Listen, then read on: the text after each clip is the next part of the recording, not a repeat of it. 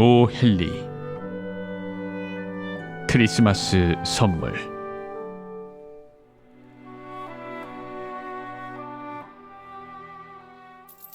$1 87센트. 그게 전부였다. 그중 60센트는 1센트짜리들이었다. 식료품 가게, 야채 가게, 정육점에 들을 때마다 인색하다는 눈치를 받으면서도 얼굴이 붉어질 때까지 억지로 값을 깎아 한두 푼씩 모아온 것들이었다. 델라는 3번이나 돈을 세어보았다. 그래도 역시 $1 87센트였다. 그리고 다음 날은 크리스마스였다. 작고 낡은 소파에 주저앉아 우는 것 말곤 딱히 할 일이 없었다. 델라는 그렇게 울고 있었다. 인생은 흐느끼거나 훌쩍거리거나 미소 짓는 일의 연속이지만 그 중에 훌쩍거릴 일이 제일 많다고 하던 누군가의 말이 생각난다. 이 여자의 흐느낌이 점차 안정되어 훌쩍거림으로 바뀌어가는 동안 집안을 한번 둘러보기로 하자. 일주일에 집세 $8짜리 가구 딸린 아파트였다. 확실히 거지꼴이라고는 할 수는 없지만 거지를 단속하는 경찰의 눈엔 영락없이 거지로 보일만 했다. 아래 현관엔 어떤 편지도 오지 않을 듯 보이는 편지함과 누가 눌러도 소리날 것 같지 않은 초인종이 달려 있었다. 그리고 거기엔 제임스 딜링엄 영이라는 이름이 적힌 명패가 붙어 있었다. 딜링엄이라는 철자는 그 이름의 주인이 주당 $30씩 받으며 잘 나가던 시절만 해도 산들바람에 펄럭이듯 펼쳐져 있었다. 하지만 주급이 $20로 떨어진 지금은 마치 겸손하게 D 한자로 줄어들고 싶어하는 듯 움츠러져 보였다. 그래도 제임스 딜링엄 영이 퇴근해 집에 올 때면 조금 전 델라라고 소개한 그의 부인이 짐이라 부르며 반갑게 포옹에 맞아주었다. 그것이야말로 최고였다. 델라는 울음을 그치고 뺨에 분을 발랐다. 그러고는 창가에 있어서 잿빛 고양이가 잿빛 뒷마당에 잿빛 울타리 위로 걷는 모습을 멍하니 바라보았다. 다음 날이 크리스마스였지만 짐의 선물을 살 돈은 $1 87센트 뿐이었다. 그녀는 여러 달 동안 1푼, 2푼 최대한 아껴보았지만 이 정도밖에 되지 않았다. 일주일에 $20로는 어쩔 수 없었다. 지출은 예상보다 항상 많았다. 늘 그랬다. 짐의 선물을 살 돈은 $1 87센트뿐. 소중한 남편인데 그를 위해 무엇을 살까 생각하며 보냈던 시간은 참 행복했다. 뭔가 대단하고 희귀하고 훌륭한 선물. 짐이 지니고 있으면 그 가치가 조금이라도 더 빛날 그런 선물을 사고 싶었다. 방 안의 창문 사이엔 거울이 있었다. 집세 $8짜리 아파트에서 볼 수 있을 법한 거울이었다. 아주 마른 사람이 민첩하게 몸을 이리저리 비춰봐야 좁고 길게 비친 상을 보고 자신의 모습을 꽤 정확히 가늠해 볼 수 있을 거울이었다. 야윈 델라는 그 요령을 잘 터득하고 있었다. 문득 그녀는 창문에서 몸을 돌려 거울 앞에 섰다. 그녀의 눈은 초롱초롱 빛났지만 20여 초 흐르면서 얼굴빛이 어두워졌다. 그녀는 재빨리 머리를 풀어헤쳐 길게 늘어뜨렸다. 제임스 딜링엄 영 부부에겐 대단히 자랑스러운 보물이 2개 있었다. 하나는 할아버지와 아버지로부터 대를 이어 물려받은 짐의 황금시계이고 다른 하나는 델라의 머리카락이었다. 만약 시바의 여왕이 맞은편 아파트에서 살고 있다면 언젠가 델라가 창문 밖으로 머리를 말리는 순간 여왕의 보석과 선물 따위는 빛을 잃고 말 것이었다. 만약 솔로몬 왕이 지하실에 보물을 쌓아놓고 그 앞을 지키고 있다면 그 앞을 지날 때마다 시계를 꺼내보는 짐을 보며 부러움에 못 이겨 자기 수염을 뽑을 것이었다. 이제 물결치듯 풀어헤친 델라의 아름다운 머리카락은 갈색의 물의 폭포처럼 빛났다. 무릎까지 내려온 머리카락이 마치 긴 옷 같았다. 이윽고 그녀는 긴장된 모습으로 다시 머리를 재빨리 말아 올렸다. 잠시 그녀가 흔들리는 몸을 지탱하며 서 있는 동안 눈물 한두 방울이 낡은 빨간 카펫 위로 떨어졌다. 낡은 갈색 재킷을 입고 낡은 갈색 모자를 썼다. 그녀는 두 눈에 아직 반짝이는 눈물을 머금은 채 치맛자락을 펄럭이며 문 밖으로 뛰쳐나와 계단을 내려가 거리로 나섰다. 그녀가 걸음을 멈춘 곳엔 이런 간판이 걸려 있었다. 마담 소프로니, 모든 종류의 모발 용품. 델라는 한 걸음에 달려 들어가 두근거리는 가슴을 진정시켰다. 몸집이 크고 지나치게 하얀 주인은 이름처럼 상냥해 보이진 않았다. 제 머리카락을 사시겠어요? 델라가 물었다. 사긴 해요. 부인이 말했다. 모자를 벗고 한번 보여주세요. 갈색 폭포가 물결치며 떨어졌다. 20달러. 부인은 능숙한 솜씨로 머리카락을 들어보며 말했다. 돈은 바로 주셔야 해요. 델라가 말했다. 아, 그 후 2시간은 장밋빛 날개를 탄 듯 이곳저곳 돌아다녔다. 아니, 이런 진부한 비유는 없던 걸로 하자. 그녀는 짐의 선물을 사기 위해 가게들을 뒤지고 다녔다. 델란 마침내 찾아냈다. 분명 다른 사람이 아닌 짐을 위한 것이었다. 가게란 가게는 다 뒤지고 다녔지만 다른 가게에는 그만한 물건이 없었다. 심플하고 수수한 디자인의 백금 회중 시계줄이었는데 훌륭한 물건이 늘 그렇듯 겉만 번지르르한 장식이 아닌 본질만으로 그 가치를 드러내고 있었다. 이 시계줄은 시계만큼이나 값어치가 있었다. 델라는 그 물건을 보자마자 짐에게 안성맞춤이란 생각이 들었다. 시계줄은 남편과 비슷했다. 조용하면서도 가치 있는 모습을 은근히 드러내고 있었다. 그는 21달러를 내고 87센트를 남겨 집으로 서둘러 돌아왔다. 시계에 이 시계 체인을 달면 짐은 누구와 함께 있더라도 당당하게 시계를 꺼내볼 수 있을 것이다. 시계는 훌륭했지만 시계에 달린 낡은 가죽 끈 때문에 그는 때로 시계를 남모르게 훔쳐보는 일이 있었다. 집에 도착하자 델라는 흥분을 가라앉히고 서서히 침착함을 되찾았다. 모발 손질용 인두를 꺼내고 가스에 불을 켠 뒤 사랑을 위해 온통 황폐화된 머리를 손질하기 시작했다. 의뢰 이런 일은 손이 많이 가고 그야말로 지난한 일 아니던가. 40분을 그렇게 손질한 끝에 그녀의 머리카락은 온통 작고 조밀하게 돌돌 감기었고 그녀는 마치 악동 같은 모습으로 변해 있었다. 그녀는 거울에 비친 자신의 모습을 주의 깊고 심각한 표정으로 오래도록 들여다보았다. 짐이 날 보자마자 버럭 화를 낼지 몰라. 그녀는 혼자 중얼거렸다. 아니면 코니 아일랜드 합창단원 같다고 놀려댈 거야. 하지만 어쩌겠어. 1달러 87센트 가지고 뭘 할 수 있었겠어.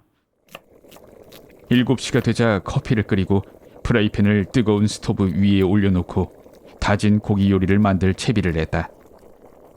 짐은 넣는 법이 없었다. 델라는 시계줄을 반으로 접어 손에 쥔 다음 남편이 항상 들어오는 문가의 테이블 한쪽 귀퉁이에 앉았다. 이윽고 멀리 아래에서 남편이 계단을 올라오는 소리가 들리자 순간 그녀의 낯빛이 하얗게 되었다. 그녀는 사소한 일에도 속으로 잠깐씩 기도하는 습관이 있었는데 지금도 이렇게 기도하고 있었다. 아버지 하느님, 제발 그이가 나를 여전히 예쁘다고 생각하게 해주세요. 문이 열리고 짐이 들어와 문을 닫았다. 그는 야위고 매우 심각한 표정이었다. 가여운 사람. 그는 고작 22의 가죽이라는 짐을 지고 있었다. 그에게는 새 오버코트가 필요했고 장갑도 없었다. 문 안으로 들어선 짐은 메추라기 냄새를 맡은 사냥개처럼 그 자리에서 꼼짝하지 않았다. 눈은 델라에게 고정한 채 그녀가 알 수 없는 어떤 표정을 지어 두려울 지경이었다. 그것은 분노도, 놀라움도, 비난도, 공포도, 그녀가 예상했던 그 어떤 감정도 아니었다. 그는 다만 묘한 표정으로 멍하니 아내의 얼굴을 응시할 뿐이었다. 델라는 주춤거리며 탁자에서 일어나 남편에게 다가갔다. 여보, 짐. 그녀가 소리내어 불렀다. 그렇게 보지 말아요. 당신에게 줄 선물 하나 없이 크리스마스를 보낼 수 없어서 머리카락을 잘라 팔았어요. 다시 자랄 거예요. 괜찮죠? 어쩔 수 없었어요.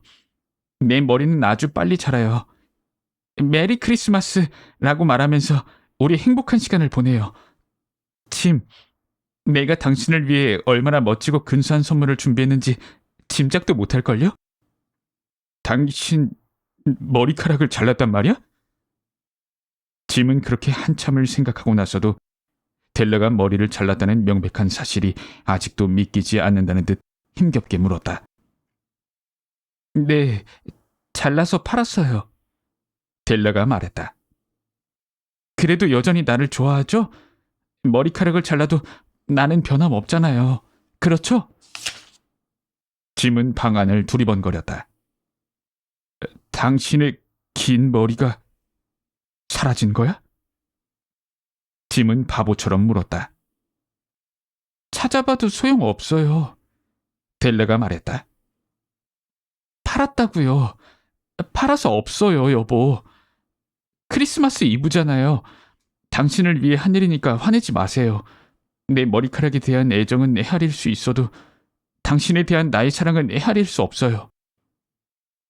그녀가 갑자기 진지하면서도 달콤한 목소리로 말했다. 불에 고기 올려놓을까요, 짐?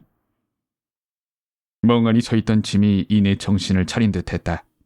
그는 델라를 껴안았다. 잠시 다른 방향에서 중요치 않은 것들을 따져보기로 하자.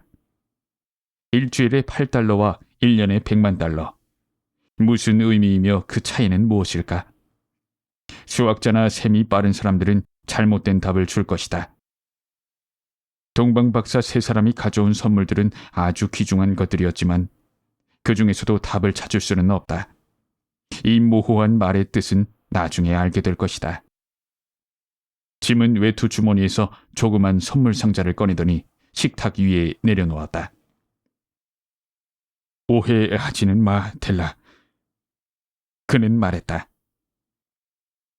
당신이 머리를 자르든 밀든 감든 당신에 대한 나의 사랑은 변하지 않아. 하지만 당신이 선물 상자를 열어보면 내가 왜 그렇게 멍하게 서 있었는지 알게 될 거야. 델라는 하얀 손가락으로 재빨리 끈을 풀고 포장지를 뜯었다. 그러고는 기쁨에 찬 황홀한 탄성을 내뱉었다. 그런데 저런, 잠시 후 감정에 북받친 이 여성이 눈물을 쏟아내기 시작하더니 소리내어 울기 시작하는 바람에 이 집 남자는 정성을 다해 여자를 달래주어야 했다. 거기엔 옆머리와 뒷머리에 꽂는 머리핀 세트가 들어있었다.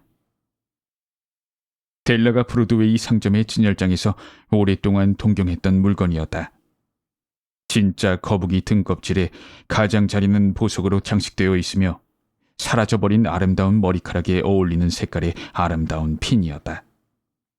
꽤 비싸다는 걸 알고 있었기에 그녀는 한 번도 그 머리핀을 갖게 될 거라곤 꿈도 꾸지 못했고 그저 마음속으로만 열망해왔다.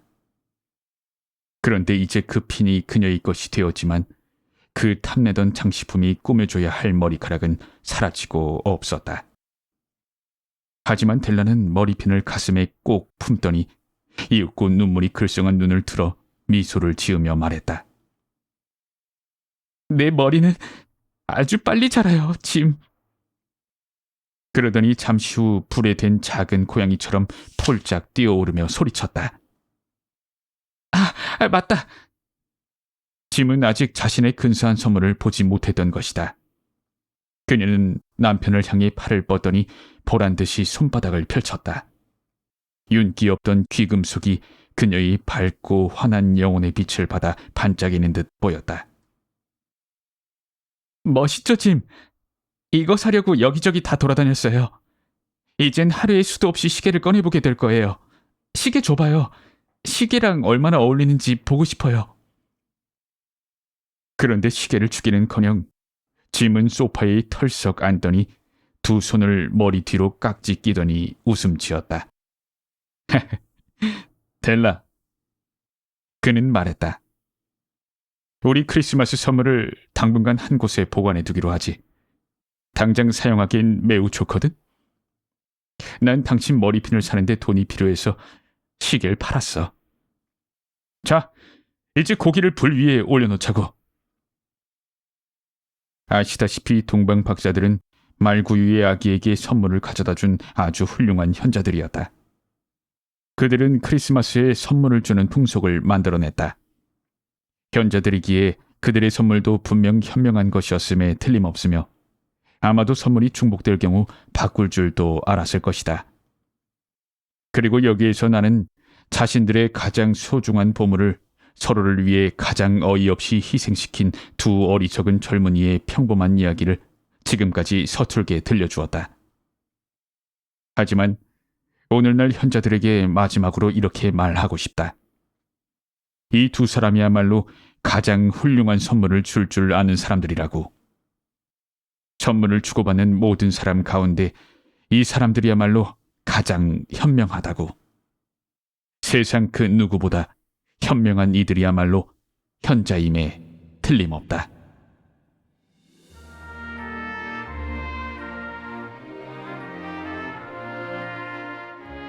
마지막 입새.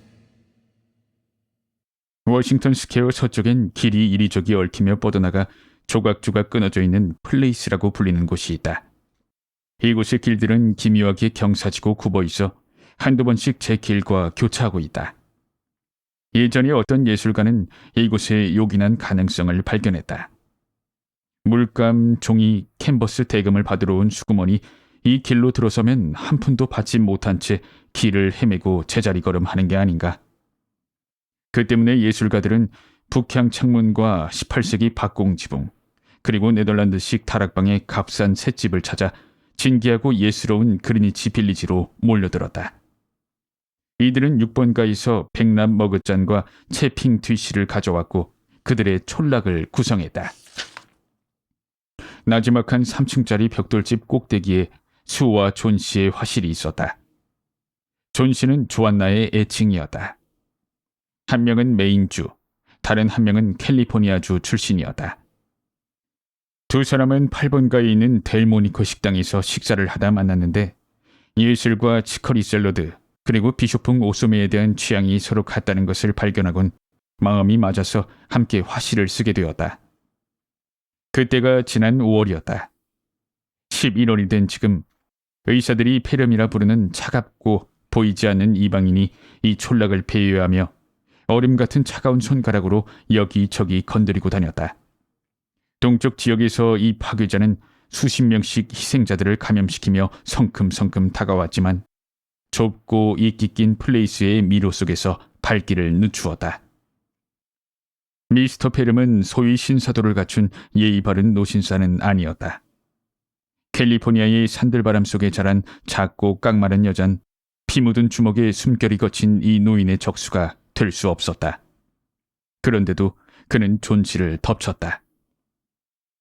그녀는 페인트 칠한 철제 침대에 꼼짝없이 누워서 네덜란드풍의 작은 유리창을 통해 옆집의 벽돌로 쌓은 텅 빈 벽만 바라보고 있었다. 어느 날 아침, 바쁜 의사는 덥수룩한 회색 눈썹을 찡긋거리며 술을 복도로 불러냈다. 저 아가씨가 나을 가능성은 글쎄 열애하나요. 의사가 체온계를 흔들어 수은을 털어내리며 말했다. 그나마도 살려는 의지가 있어야 가능해요. 지금처럼 장의사만 기다린다면 어떤 처방도 효과가 없지. 가엾은 당신 친구는 자신이 낫지 않을 거라 생각하고 있어요. 그녀가 마음 쓰는 일이 뭐 없을까? 저 친구는 언젠가 나폴리만을 그려보고 싶어 했어요. 수가 말했다. 그림? 아휴, 뭔가 마음을 쏟을 만한 게 없느냐고. 예를 들면 남자라든지. 남자요? 수가 의외라는 듯이 말했다. 남자가 도움이... 아니요. 선생님, 그런 남자는 없어요. 그렇다면 문제요. 의사가 말했다. 지금처럼 내가 의학으로 할 수 있는 노력은 최대한 해보겠어. 하지만 환자들이 자신의 장례식 모습을 떠올리기 시작한다면 난 약효가 반으로 줄어든다고 봐요. 만일 저 아가씨가 이번 겨울에 새로 유행할 외투 소매가 궁금해 당신에게 물어보게 만든다면 살아날 가능성은 열에 하나가 아니라 5에 하나 정도 될 거라고 내 약속하리다. 의사가 돌아간 뒤 수는 작업실로 들어가 일본제 냅킨이 다 해지도록 울었다. 그러고는 화판을 들고 휘파람으로 흥겨운 노래를 부르며 활기차게 존 씨의 방으로 들어갔다. 존 씨는 침대보에 주름 하나 만들지 않은 채 얼굴을 창문 쪽으로 향하고 누워 있었다. 수는 그녀가 잠들어 있다고 생각하고 휘파람을 멈췄다. 수는 화판을 놓고 펜과 잉크로 잡지 연재 소설에 들어갈 사파를 그리기 시작했다. 젊은 소설가들이 문학의 길을 헤쳐나가기 위해 기고하는 잡지 연재 소설에 젊은 화가들은 사파를 그려 자신의 길을 닦아나가곤 했다. 수는 소설 주인공인 아이다호 카우보이의 우아한 승마 바지와 외활 안경을 그리고 있다가 몇 번인가 되풀이에서 들려오는 나지막한 소리를 들었다. 수는 얼른 침대 곁으로 다가갔다. 존 씨는 눈을 또렷이 뜨고 있었다. 그녀는 창밖을 내다보면서 숫자를 세고 있었다. 그것도 거꾸로. 12. 그러더니 잠시 후 말했다. 11. 19. 그러더니 8, 7을 거의 동시에 세었다. 수는 창밖을 유심히 내다보았다. 뭘 세고 있는 것일까? 거기엔 황량하고 쓸쓸한 마당과 6미터쯤 떨어진 곳에 벽돌집의 텅 빈 벽밖에 보이지 않았다. 뿌리가 썩고 말라 비틀어진 늙은 담쟁이 동굴이 벽을 반쯤 타고 올라가 있었다. 가을의 차가운 입김에 시달린 담쟁이 동굴만이 잎을 거의 다 떨어뜨려 앙상해진 채 허물어져가는 낡은 벽에 매달려 있었다. 뭘 세고 있는 거야? 수가 물었다. 6. 존 씨가 속삭이듯 말했다. 이젠 더 빨리 떨어지고 있어. 3일 전엔 거의 100개는 있었거든. 세느라 머리가 아플 정도였는데 지금은 어렵지 않아. 저기 또 하나 떨어지네. 이제 5개 남았어. 뭐가 5이야, 존 씨? 나뭇잎 말이야. 담쟁이 줄기에 붙은 나뭇잎. 마지막 잎사귀가 떨어지면 나도 가겠지? 난 사흘 전부터 알고 있었어. 의사가 너한테 말하지 않던? 그런 바보 같은 소린 들어본 적 없어. 수는 일부러 어이없다는 듯 말했다. 마른 담쟁이 덩굴 잎사귀랑 네가 낳는 거랑 무슨 상관이 있다는 거야? 그리고 넌 저 담쟁이를 아주 좋아했잖아. 이 철부지 아가씨야. 그런 바보 같은 소리 그만둬. 의사가 오늘 아침에 말하길 네가 곧 완쾌될 확률은 그러니까 정확히 뭐라고 했냐면 10중 8구랬어. 그러니까 뉴욕에서 전차를 타거나 걸어갈 때 새로운 건물을 지나치게 될 확률만큼이나 높은 거야. 이제 수프 좀 마셔봐. 난 다시 그림을 그려서 그걸 편집자한테 팔아가지고 우리 아픈 철부지에게 포도주도 사주고 식성 좋은 난 돼지고기도 사 먹어야겠다. 포도주는 더 살 필요 없어. 존 씨가 시선을 창밖에 고정시킨 채 말했다. 또 하나가 떨어지네. 아니, 난 수프도 필요 없어. 이제 4잎밖에 안 남았거든. 어두워지기 전에 마지막 잎이 떨어지는 걸 보고 싶어. 그럼 나도 가는 거야. 예, 존 씨. 수는 그녀에게 몸을 굽히며 말했다. 내가 일을 마칠 때까진 눈 딱 감고 창밖을 보지 않겠다고 약속해주지 않겠어? 내일까지 그림을 넘겨야 해. 그림 때문에 빛이 필요하지만 않았어도 벌써 커튼을 내려버렸을 거야.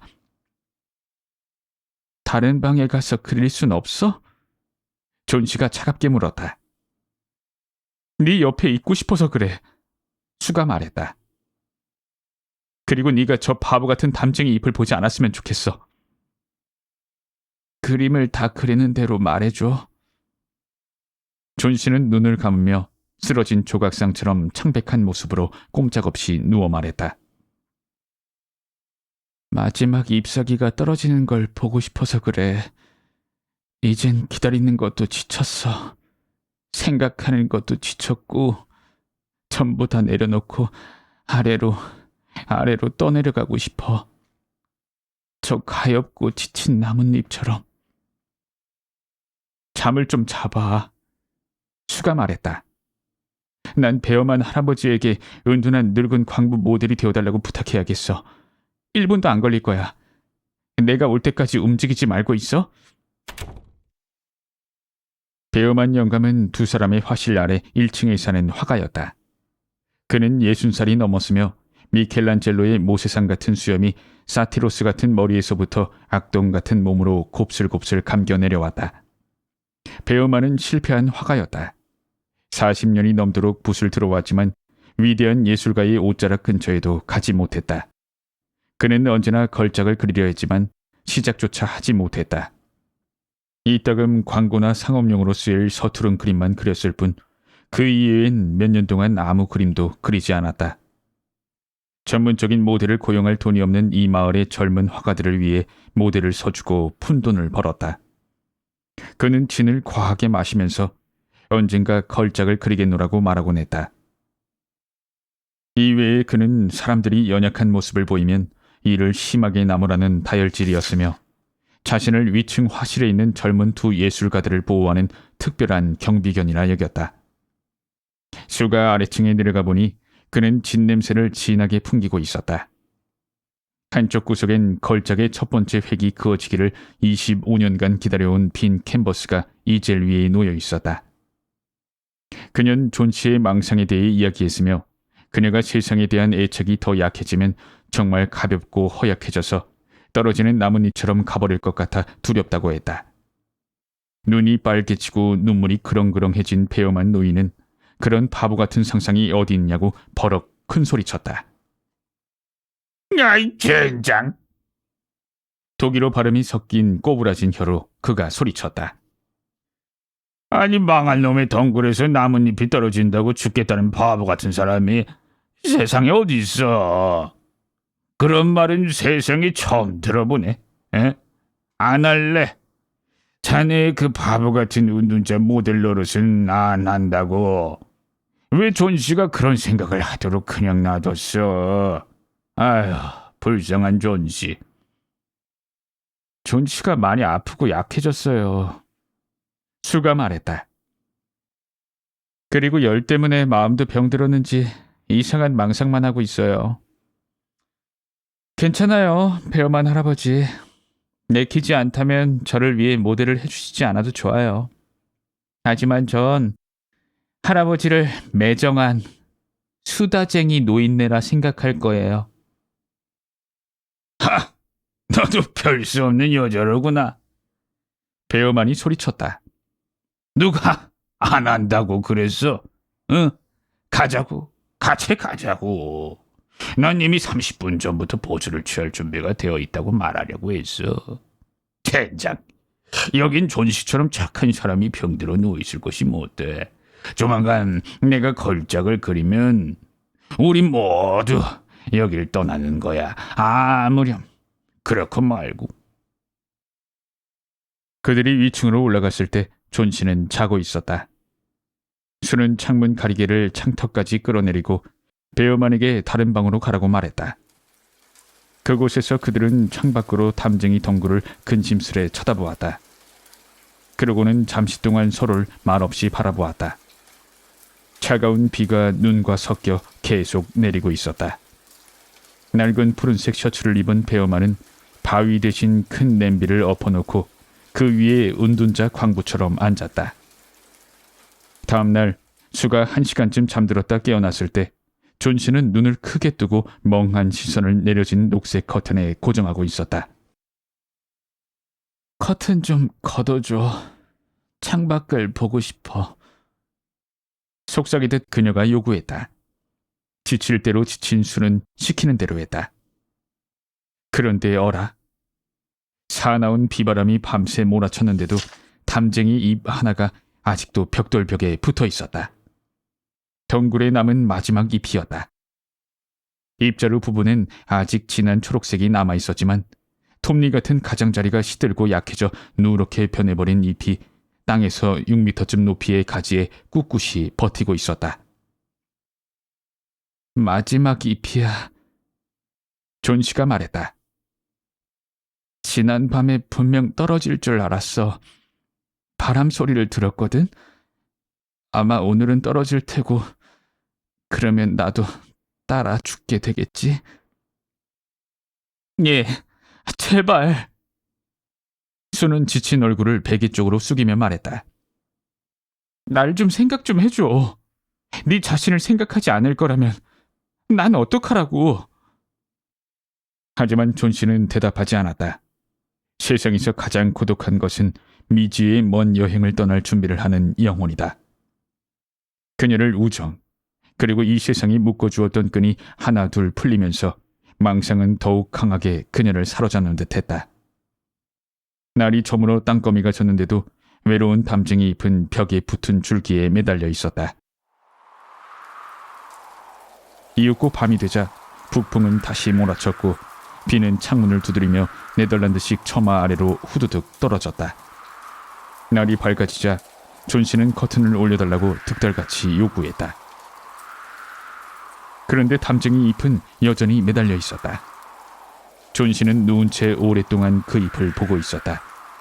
그러더니 가스 스토브 위에 치킨 스프를 젓고 있던 수를 불렀다. 그동안 내가 너무 못되게 굴었지, 수. 존 씨가 말했다. 내가 얼마나 못됐는지 보여주려고 마지막 잎사귀가 저기에 남아있는 것 같아. 죽고 싶어 하는 건 죄지. 이제 수프를 조금만 갖다 줘. 포트와인 조금 넣어서 우유도 같이. 그리고 아니다. 손거울 먼저 갖다 주고 뒤에 베개를 받쳐줘. 앉아서 네가 요리하는 모습을 볼게. 1시간 뒤에 그녀가 말했다. 수, 언젠가 나폴리만을 그리고 싶어. 오후가 되자 의사가 왔고 진료가 끝나자 수는 배웅하는 척 의사를 따라 복도로 나왔다. 이제 가능성이 반반이에요. 의사가 수의 가늘고 떨리는 손을 잡으며 말했다. 간호만 잘해주면 나을 수 있겠어요. 이제 난 아래층의 다른 환자를 보러 가야겠군요. 이름이 베어만이라고 하던가. 아마도 화가일 겁니다. 그 사람도 폐렴이라는군. 약한 노인인데다 급성이지. 가망성이 없어 보이지만 조금 편안하게 해주려고 입원시킬 생각입니다. 이튿날 의사는 수에게 말했다. 이제 고비는 넘겼어요. 당신들이 이겼어. 영양 보충 잘하고 푹 쉬기만 하면 될 겁니다. 그날 오후 수는 침대로 다가가 쓸모없는 새파란 양모 어깨 덮개를 흐뭇하게 뜨고 있는 존 씨를 베개와 함께 한 팔로 감싸 안았다. 너한테 할 말이 있어, 귀여운 아가씨. 그녀가 말했다. 오늘 베어만 할아버지가 폐렴으로 돌아가셨어. 병을 얻은 지 고작 이틀 만이야. 병이 난 첫날 아침 아래층 방에서 아파 어쩔 줄 몰라 하는 할아버지를 관리인이 발견했대. 신발과 옷은 흠뻑 젖어서 얼음처럼 차갑더래. 그렇게 날씨가 사납던 밤에 어딜 다녀오셨는지 알 수 없었지. 그런데 불 켜진 랜턴, 늘 있던 곳에서 끌고 온 사다리, 그리고 붓이 여기저기 흩어져 있었고 초록색과 노란색 물감이 뒤섞인 팔레트가 발견됐대. 그런데 얘, 창밖의 마지막 담쟁이 잎을 봐. 바람이 불어도 팔랑거리거나 움직이지 않는 게 이상하지 않았어? 존 씨, 저건 베어만 할아버지의 걸작이야. 할아버지는 마지막 잎이 떨어지던 밤에 저걸 그려놓으신 거야.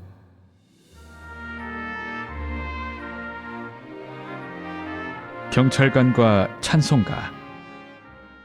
메디슨 광장의 벤치 위에서 소피는 불편한 듯 몸을 뒤척였다. 밤하늘에 기러기들이 울며 날아가고 모피코트가 없는 여인들이 남편에게 상냥해지며 소피가 공원에서 몸을 뒤척이는 때이면 겨울이 코앞에 다가왔음을 알 수 있었다. 낙엽 한 잎이 소피의 무릎 위로 떨어졌다. 낙엽은 동장군의 명함이다.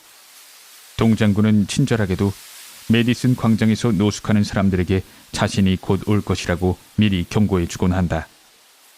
내거리 모퉁이에 서서 그는 야외 저택 거주자들이 겨울에 대비할 수 있도록 저택 문지기인 북풍을 통해 자신의 명함을 건넨다.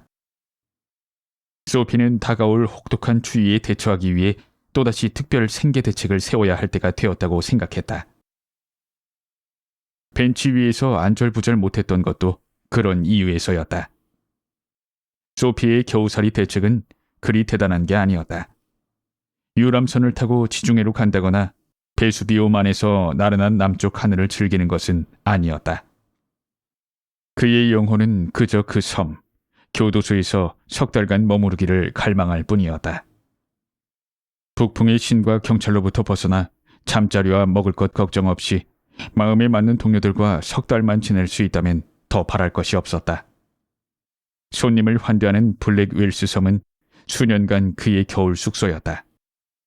운이 좋은 뉴요커들이 겨울마다 판비치와 리비에라로 가는 표를 끊듯이 소피는 매년 그 섬으로 가기 위한 소박한 연례 행사를 치르곤 했다. 그리고 이제 때가 왔다. 어젯밤엔 외투 아래로 무릎과 발목 부분에 신문지 3장을 덮고 오래된 공원의 분수대 옆 벤치 위에서 잤지만 더 이상 추위를 이기기 어려웠다. 그래서 소피의 마음속에 그 섬이 크고 절실하게 떠오르게 되었다. 그는 자선의 이름으로 거리의 떠돌이들에게 제공되는 시설들을 경멸했다. 소피는 자선보다 법이 더 친절하다고 생각했다. 시나 자선단체들의 시설들은 헤아릴 수 없을 만큼 많아서 그곳에 가면 간소한 잠자리와 음식을 제공받을 수 있었다. 하지만 소피처럼 자존심이 강한 사람은 자선의 선물이 마땅치 않았다. 비록 돈이 아니더라도 자선의 손길로부터 혜택을 입을 때엔 정신적인 굴욕감을 느껴야 했기 때문이다. 시저에게 브루투스가 있었듯이 자선의 침대에 몸을 눕히려면 목욕이라는 요금을 내야 했고 빵 한 조각을 얻어먹으려면 은밀하고 사적인 질문에 대답해야 했다. 때문에 행동은 구속당하더라도 신사의 개인적인 생활에 지나치게 간섭하지 않는 법의 손님이 되는 편이 나았다. 섬으로 가고자 결심한 소피는 자신의 소망을 실현시킬 계획을 세웠다. 손쉬운 방법은 많았다. 그 중에서도 가장 매끄러운 방법은 어딘가 고급 레스토랑에 가서 음식을 먹고 돈이 없다고 선언하는 것이었다. 그 다음엔 소란 피우지 않고 조용히 경찰의 손에 인도되기만 하면 나머지는 친절한 판사 나리가 알아서 해줄 것이다. 벤치에서 일어나 광장을 걸어 나온 소피는 평평한 아스팔트의 바다를 건너 브로드웨이와 5번가가 만나는 구역으로 어슬렁거리며 걸어갔다. 그는 브로드웨이 쪽으로 방향을 바꿔 으리으리한 음식점 앞에서 멈춰섰다. 그곳은 밤마다 최고급 비단 옷을 차려입은 사람들이 모여 최고급 와인을 마시는 곳이었다. 소피는 자기의 옷차림도 조끼의 맨 아래 단추부터 위쪽까지는 자신이 있었다. 면도도 하였고 상의도 그리 보기 흉할 정도는 아니었으며 추수 감사절 때 어떤 여자 선교사가 선물해준 나비 넥타이도 단정했다. 만약 의심받지 않고 그 식당 테이블에 앉을 수만 있다면 그의 계획은 성공할 수 있었다. 식탁 위쪽으로 드러난 옷차림만으론 웨이터의 의심을 불러일으키지 않을 듯했다. 그는 우선 오리 통구이가 좋을 것이라고 생각했다. 그리고 프랑스산 백포도주 한 병과 까망베르 치즈를 곁들이고 식후엔 커피 한 잔과 시가 한 대를 피우기로 했다. 시가는 $1짜리면 충분할 것이다. 금액을 모두 합쳐보았자 음식점 지배인한테 지나친 봉변을 당할 정도는 안 될 것이다. 한편 그 정도 음식이라면 배는 충분히 채울 것이고 아주 느긋한 기분으로 피난처로 갈 수 있을 것이다. 그러나 소피가 음식점 문으로 발을 들여놓자 수석 웨이터의 시선이 그의 낡아빠진 바지와 다 헤어진 구두로 쏠렸다. 그는 억센 손으로 재빨리 소피를 돌려 세우더니 아무 말도 없이 보도 쪽으로 재빨리 밀쳐냈다. 덕분에 우린 공짜로 먹힐 뻔했던 불명예스러운 운명을 가까스로 피했다. 소피는 브로드웨이 거리에서 벗어났다. 대망의 섬으로 가기 위한 길이 식도락의 길은 아닌 듯했다. 교도소로 가는 다른 방법을 찾아봐야 했다. 6번가 모퉁이엔 전등을 환히 밝히고 쇼윈도에 여러 상품을 보기 좋게 진열해 놓은 상점이 있었다. 소피는 돌멩이를 하나 주워들곤 그 유리창을 향해 내던졌다. 곧 경찰관을 선두로 해서 많은 사람들이 길 모퉁이를 돌아서 달려왔다. 소피는 바지 주머니에 손을 찔러 넣은 채 꼼짝 않고 그 자리에 서 있다가 제복을 입은 경찰을 바라보며 싱긋이 웃었다. 이따위 못된 짓을 한 놈 어디로 갔지? 경관이 흥분해서 물었다. 내가 그런 짓을 했다고 생각되지는 않소? 소피는 비꼬듯이 하지만 드디어 행운을 맞게 되었다는 생각에 차분한 목소리로 말했다. 경찰관은 소피의 말은 전혀 고려할 생각이 없었다. 유리창을 부순 사람이 법의 집행자와談판을 지으려고 그 자리에 남아있을 리는 없기 때문이다. 그런 녀석은 곧 달아나 버리는 법이다. 마침 한블록 앞에서 차를 타기 위해 뛰어가는 한 남자의 모습이 경찰의 눈에 띄었다. 그는 경찰봉을 뽑아들곤 당장에 그 사내를 뒤쫓아갔다. 2번씩이나 계획을 성공시키지 못한 소피는 맥이 빠져 터덜터덜 걸어갔다. 이 길 맞은편엔 그리 화려하지 않은 음식점이 있었다. 주머니 사정이 별로 좋지 못한 사람들이 배를 채우는 곳이다. 식기와 분위기는 둔탁했고 스프와 식탁보는 얄팍했다. 소피는 아무런 제지도 받지 않고 낡아빠진 구두와 형편을 숨길 수 없는 바지를 입은 채 그 식당에 들어갔다. 그는 식탁에 앉아서 비프 스테이크, 핫케이크, 도넛, 파이를 먹어치웠다. 그러고는 웨이터에게 자기는 동전 한 입 가지지 않은 빈털터리임을 고백했다. 야, 이제 경찰을 불러보시오. 소피가 말했다. 신사를 오래 기다리게 해서야 되겠소. 너 따위 녀석한텐 경찰을 부를 필요도 없어. 웨이터는 버터 케이크 같은 유들유들한 목소리와 맨해튼 칵테일 속에 들어있는 체리 같은 눈을 하고 소리쳤다. 어이 콘! 이리 와서 좀 도와줘! 곧 2명의 웨이터가 소피를 길에 내동댕이 치는 바람에 그는 길바닥에 왼쪽 귀를 찢고 말았다. 그는 마치 목수가 접는 자를 펴듯이 관절 하나하나를 펴며 일어나 옷에 묻은 먼지를 털어냈다. 정말 체포되기란 장밋빛 꿈에 불과한 것 같았다. 섬은 아득히 먼 곳에 있는 듯했다. 2집 건너 약국 앞에 서 있던 경찰이 빙그레 웃으며 가버렸다. 5블록을 걸어가고 나서야 소피는 다시금 체포당할 만한 일을 저지를 용기가 생겼다. 이번에야말로 틀림없이 성공할 수 있는 방법이란 생각이 들었다. 어느 소박하고 호감 가는 젊은 여성이 쇼윈도 앞에 서서 면도용 컵과 잉크 스탠드 따위를 잠옷 열심히 바라보고 있었다. 그리고 그곳에서 2미터쯤 떨어진 곳에 무서운 인상의 덩치 큰 경찰이 소화전에 기대어 서 있었다. 비열하고 불쾌하기 짝이 없는 남봉꾼 역할을 하는 것이 소피의 계획이었다. 그가 점찍은 세련되고 우아한 모습의 희생물 곁에 충직해 보이는 경찰이 있었기에 소피는 이제 곧 체포되어 조그마하고 아담한 동면의 장소인 그 섬으로 가게 될 것이 틀림없다고 생각했다. 소피는 여 선교사가 준 나비 넥타이를 고쳐매고 우옷 속으로 기어 올라간 셔츠 소매를 당긴 다음 모자도 멋들어지게 옆으로 비껴 쓰곤 젊은 여자 옆으로 접근했다. 그는 여자에게 추파도 던지고 괜히 에헴 하며 헛기침도 하고 싱글싱글 웃기도 하고 희죽거리기도 하면서 남봉꾼들이 흔히 하는 뻔뻔스러운 수작을 해댔다. 곁눈질로 힐끗 보니 경찰이 자신을 주시하고 있었다. 젊은 여자는 두어 발자국 떨어지더니 다시 면도용 컵으로 눈길을 가져갔다. 소피는 그녀에게 대담하게 달라붙어 모자를 추어 올리며 말을 걸었다. 이봐 베들리야, 우리 집에 놀러오지 않겠어? 경찰은 여전히 지켜보고 있었다.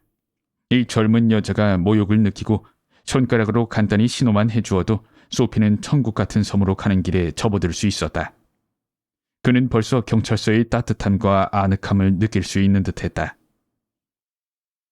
그때 젊은 여자가 소피 쪽을 바라보더니 한 손을 뻗어 그의 옷소매를 잡았다.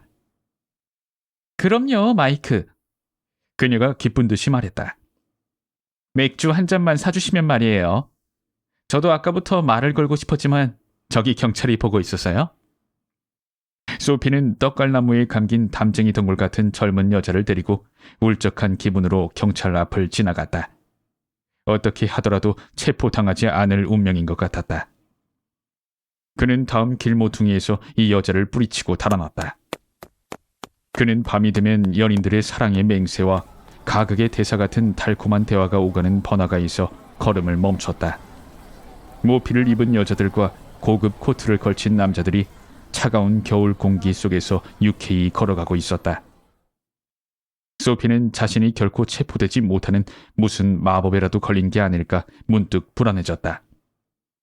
그런 생각이 들자 덜컥 겁이 났다. 이윽고 어느 화려한 극장 앞에서 호기롭게 순찰 중인 경찰을 발견한 순간 지푸라기라도 잡는 심정으로 풍기문란이라는 묘안을 떠올렸다. 소피는 길에서 갑자기 주정뱅이처럼 거친 목소리로 고함을 지르기 시작했다. 춤도 추고 악도 쓰고 사납게 날뛰면서 소란을 떨었다. 그러자 경찰이 소피에게 등을 돌리고 경찰봉을 빙빙 돌리며 한 시민에게 말했다. 예일대 학생들이 하트포트 대학의 완성을 거두고 지금 승리를 축하하느라 야단인데 그중 한 명인 것 같습니다. 시끄럽긴 해도 해를 끼치지는 않습니다. 그냥 내버려 두라는 상부의 지시도 있었습니다. 낙담한 소피는 이득도 없는 소란을 그만두었다. 무슨 짓을 하더라도 경찰이 날 체포하지 않는단 말인가? 섬은 도저히 갈 수 없는 낙원처럼 느껴졌다. 그는 겨울바람에 몸을 떨며 얇은 상의 단추를 채웠다. 어느 담배가게 안에서 옷을 잘 차려입은 신사 하나가 매달려 있는 등불에 담뱃불을 붙이고 있는 모습이 눈에 띄었다. 입구 옆 문가에는 그 남자의 것인 듯한 비단 우산이 놓여 있었다. 소피는 가게 안으로 들어가 그 우산을 집어들곤 천천히 걸어 나왔다. 담배에 불을 붙이던 남자가 황급히 쫓아나왔다. 그거 제 우산입니다. 남자가 점잖게 말했다. 그래요? 소피는 좀 도둑질을 한 데다 한술 더 떠 빈정거리기까지 했다. 그럼 경찰을 부르시지. 내가 훔쳤으니. 당신 우산이라면서 왜 경찰을 안 부르는 거요? 저기 모퉁이에 경찰이 서 있잖소. 우산의 임자는 멈칫했다. 또다시 불길한 예감이 들어 소피도 멈칫했다. 경찰이 의아스러운 눈빛으로 두 사람을 쳐다보고 있었다. 물론 그러니까 그건 실수였습니다. 우산 임자가 더듬거리며 말했다. 이 우산이 당신 것이라면 저를 용서해 주십시오. 오늘 아침에 식당에서 제가 주었거든요. 만약 당신 우산이 확실하다면 부디 절... 물론 내 거예요. 소피가 심드렁하게 말했다. 우산의 먼저 임자는 물러났다. 경찰관도 야회용 외투를 걸친 키 큰 금발 부인이 저만치에서 전차가 지나가는 대로를 건너려고 하자 도와주려고 달려갔다. 소피는 공사로 인해 파헤쳐진 길을 따라 동쪽으로 걸어갔다. 그는 화가 치밀어 공사 중인 구덩이 속으로 우산을 집어 던졌다. 헬멧을 쓰고 곤봉을 들고 있는 사람들에게 투덜대기도 했다. 그처럼 체포되고 싶은데도 사람들은 그가 아무 잘못도 하지 않은 임금쯤으로 여기는 듯했다. 마침내 소피는 거리의 불빛도 소음도 거의 닿지 않는 동쪽 거리에 도달했다. 그곳에서 그는 메디슨 광장 쪽으로 고개를 돌렸다. 비록 공원의 벤치라 하더라도 인간에겐 집을 그리워하는 본능이 있기 때문이다. 하지만 유난히 조용한 길 모퉁이에서 소피는 걸음을 멈추었다. 그곳엔 독특하고 예스러운 교회가 있었다. 보랏빛 스테인드 글라스 창문으로 희미한 불빛이 새어나오고 있었고 안에선 분명 다가올 안식일에 찬송가 연주를 잘 하려고 연습하는 듯한 오르간 연주자가 건반을 마주하고 있었다. 소피는 귀에 아름다운 음악이 들려오자 소용돌이 문양의 철제 울타리에 꼼짝 않고 서 있었다. 달이 하늘 한가운데서 고요하게 빛나고 있었으며 차나 행인은 거의 없었다. 참새들은 처마 끝에서 졸린 듯 제잘거리고 있었다. 잠시나마 그곳은 시골 교회 안뜰 같은 느낌이 들었다. 그리고 오르간 연주자가 연주하는 찬송가에 매료되어 소피는 철제 울타리에 바싹 달라붙어 있었다. 그 찬송가는 어머니, 장미, 야망, 친구, 때묻지 않은 사고방식 등으로 가득했던 어린 시절에 익히 들었던 귀에 익은 노래였기 때문이었다. 감수성이 예민해진 소피는 예스러운 교회 분위기에 휩싸여 갑자기 심경의 변화를 일으켰다. 자신이 빠진 깊은 구렁텅이, 타락한 나날들, 쓸데없는 욕망, 절망감, 못쓰게 되어버린 재능, 현재 자신의 행동을 지배하는 궁색한 동기들을 두려운 마음으로 돌이켜보았다. 그러면서도 또 한순간 이런 새로운 기분에 가슴이 설레었다. 자신의 절망적인 운명과 싸워 이겨내야겠다는 즉흥적이면서도 강렬한 충동이 생겼다. 미루에서 빠져나와 다시 자신의 모습을 되찾고 그동안 자신을 사로잡고 있었던 악한 마음과 싸워 이기고 싶었다. 아직 늦지 않았다. 아직은 젊은 편이었다. 지난날의 열렬했던 야망을 되살려 주저없이 추구해 나가고자 했다. 그 엄숙하면서도 달콤한 오르간 소리가 그의 마음속에 큰 변화를 일으켰다. 내일 그는 번잡한 시내로 나가 일자리를 찾을 것이다. 언젠가 모피 수입업자가 운전사 자리를 주겠다고 한 적이 있었다. 내일 그를 찾아가 일을 맡겠다고 말할 참이었다. 그는 이 세상에서 남 부끄럽지 않은 사람이 되고자 했다. 그는 그때였다. 소피는 누군가 자신의 팔을 붙잡는 것을 느꼈다. 얼른 돌아보니 어느 경찰의 널쩍한 얼굴이 보였다. 여기서 뭘 하고 있는 거지? 경찰관이 물었다. 아무것도요. 소피가 말했다. 그렇다면 나랑 함께 갑시다. 경찰이 말했다. 다음날 아침 즉결 심판을 담당하는 치안 판사가 그에게 선고했다. 섬에서 3개월 금고형.